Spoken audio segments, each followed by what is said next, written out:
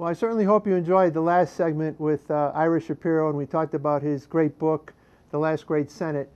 Towards the end of the interview, we were starting to talk about some of the dysfunction in the Senate, and I was suggesting that this relates in part to the procedural rules of the Senate. They're very unique, quite different than the House of Representatives, and I've been hoping I could find a guest that could drill down with us a bit and talk about some of these rules and how they affect the dialogue between the majority and the minority, you know, the filibuster, cloture, things like that. I probably said that word wrong, but I always do.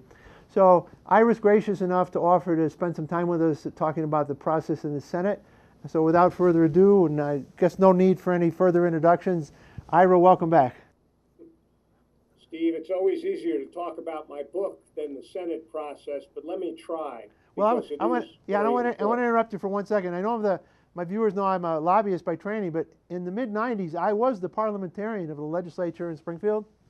And when I studied to learn how to be the parliamentarian, and I went to Robert's Rules and read some other things, the theme is that the minority has the right to be heard, but the majority has the right to vote the way they want and create legislation effectively.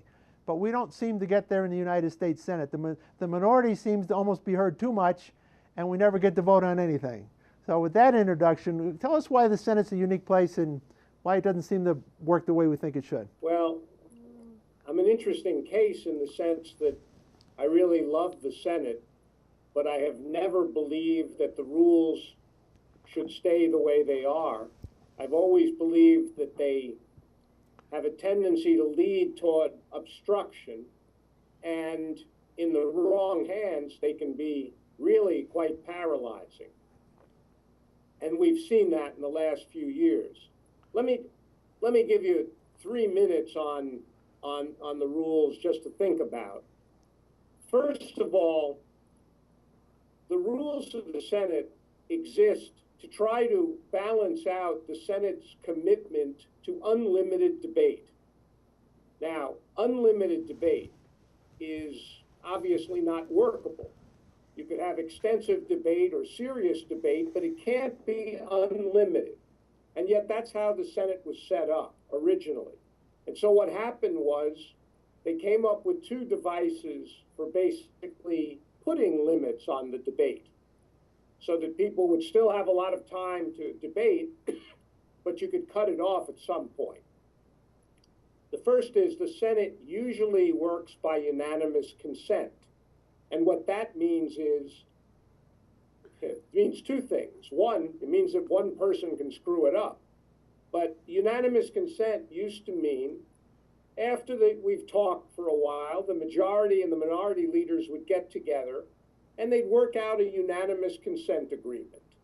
And the agreement would say, we'll debate this 10 more hours and we'll have these 5 amendments and then we'll vote. And that's how it worked. And people accepted that. In cases when you couldn't reach that, you had the ability to have a filibuster, but you could cut off the filibuster. And you cut off the filibuster by invoking cloture, which meant getting 60 votes. And then presumably you get the 60 votes and then you proceed to finish. And you didn't need 60 votes for everything. People voted to cut off the filibuster and then maybe they didn't vote for the bill at all. But there was a way of ending the filibusters were real, but they were rare. You didn't always have them. What's happened now is filibusters, or more precisely, the threat of filibuster. You indicate that, well, I object to moving ahead and I could tie the Senate up for a long time. It's become a routine thing. And so every time that happens, the majority has to eventually try to get 60 votes to move ahead at all. It's easy to paralyze the Senate. The best leaders of the Senate, and I mean the best, found it a difficult place to make work. They had to struggle to make it work because they were balancing the rights of senators to be heard against the ability of the Senate to take collective action. And so it was always a struggle. But it's only become impossible in recent years because the minority is not interested in reaching any agreements. They're interested in simple obstruction. So we've had one obstruction after another. And there have been, I think, something like 30% of the cloture petitions to cut off filibusters in all of history have been filed in the last 5.5 years. And I think going back to your book, if I remember correctly, in that period of time, up until then, a presidential nominee had never even been defeated. Am I remembering correctly? And then subsequent to that, nominees for cabinet or judge or whatever started to be challenged and then some defeated. That's right. It was always, this is part of the breakdown in the process. Presidents were always assumed they had the right to put their government in place. They would pick their nominees, and the nominees would be confirmed unless it was a very extreme situation. Judges were sometimes more controversial because they were life appointments, but they went through relatively rapidly as well. The notion that you can tie up nominees for months and months and months, that's a modern notion, brought about increasingly in recent years, but particularly by the Republicans. Now, what frustrates me is I believe you could work out some really good rules changes, but you have to do it at the right time. And by that I mean, when neither side knows who's going to be the next president, when nobody knows who's going to be running the Senate, that would be a good time to say, what kind of set of rules can we live with? What would be fair to the majority and the minority and the individual senators? And what would be fair to the president, whether it was Obama or Romney? I thought it should be done then, but that isn't the way it's worked. And it's more than just. Has continued to deteriorate. It's more than just legislation. I mean, as you said, filibuster. People could get on the floor, and the debate could be extended. You don't get the cloture vote to stop the filibuster, etc. But a lot of this plays out in so many other ways. We don't even get to the votes for judges and other positions that the Senate has an obligation to vote on. How do those get blocked? Well, they get blocked by the fact that the Senate needs unanimous consent. They get blocked by what's called holds. And holds are very interesting. Hold, H-O-L-D. The hold used to be a temporary courtesy. Somebody had an interest in a piece of legislation or a nomination, but they were out of town. And so you would say, all right, you can put a hold on it until you get back 6 hours from now or tomorrow morning. Even Trent Lott, who was not one of my favorite leaders, 2005, he wrote a memoir and he said, when did these holds become sort of an ability to hold things up indefinitely for any reason or no reason at all? Sometimes some of the reformist senators are saying you should make people disclose these holds. I don't think you should just make them disclose it. I don't think there should be any right to have a hold. Why should any one person be able to obstruct the work of the Senate? Yeah, actually, I would get rid of the holds. I don't work in Washington very often, but I was working on a very narrow immigration bill, which we passed 3 times because each time there was a sunset put on. And the last time around, there was a hold. And you couldn't even know who was blocking your bill from passing.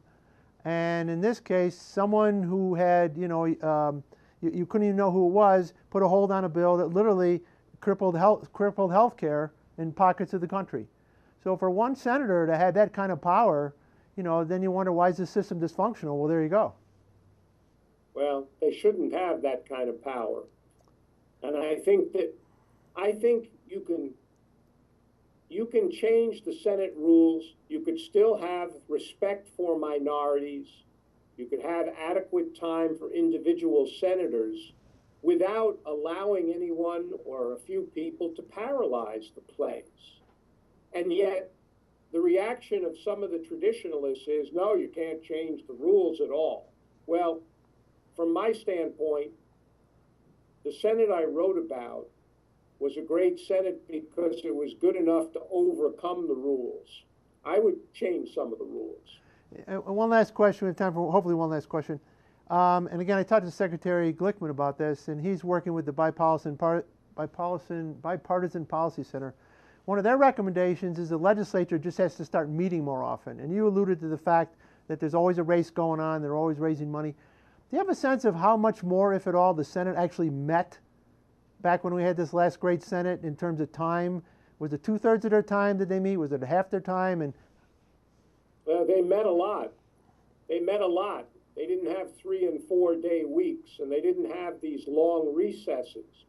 Right now, the Senate, having accomplished almost nothing recently, is about to go off on recess for a good solid 4 or 5 weeks because they want to go back to the voters to tell them how little they've done, I guess.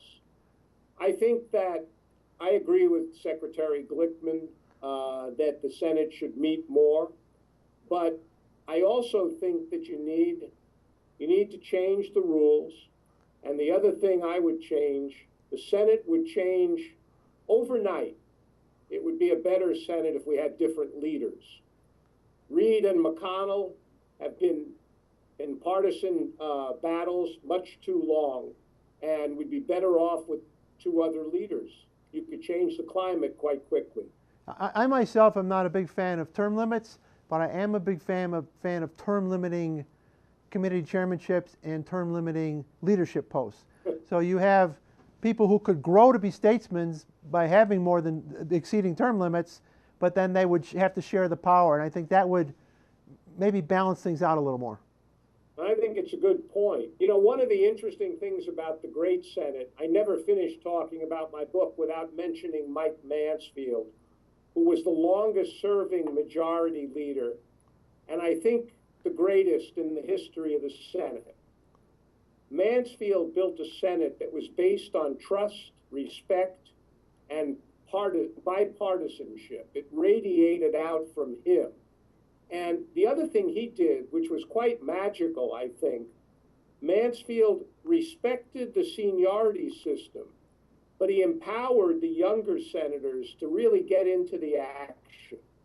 And so people like Richard Lugar, in my book, Richard Lugar and Gary Hart and Paul Tsongas, they had real impact on real legislation in the first couple of years they were there.